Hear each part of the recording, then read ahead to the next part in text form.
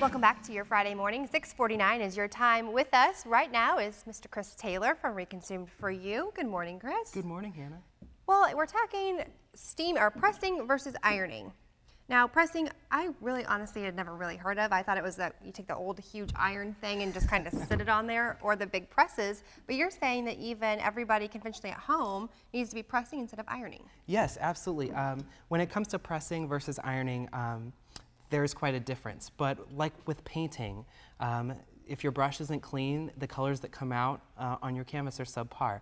And so the first thing you want to do is make sure, before you even consider pressing, steaming, whatever it might be, you want to make sure your iron's clean. Okay. And most people complain about the stains that they get on their fabric from their iron.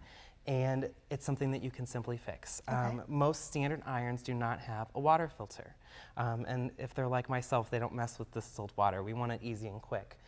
So occasionally you want to clean the calcium and rust deposits that end up behind the iron plate in the steaming chamber out. And it's very simple. You just take a mixture of half vinegar and half water, run it through and steam, steam, steam. You can steam on an old towel or maybe on a cloth or something.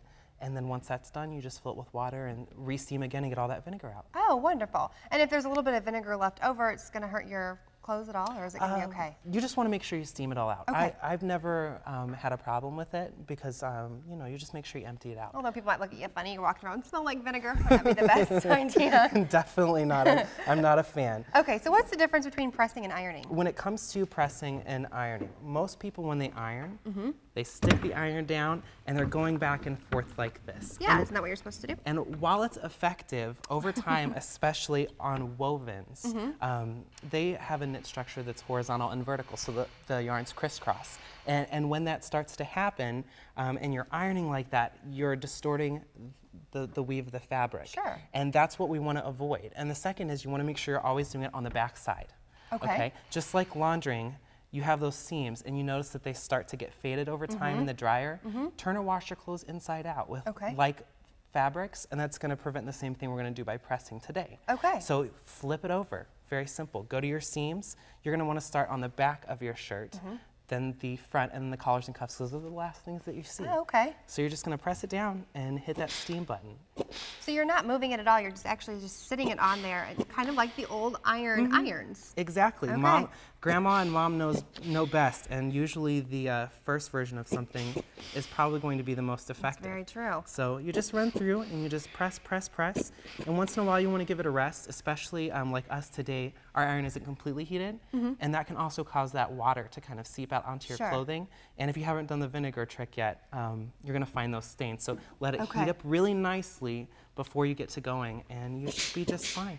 So this is going to kind of retain the longevity of our clothes, is the whole point that we're wanting to press instead of iron. Yes, it's going to, the biggest part, not only is it going to keep the weave of your fabric straight on a woven, it's going to help it maintain its color on the seams.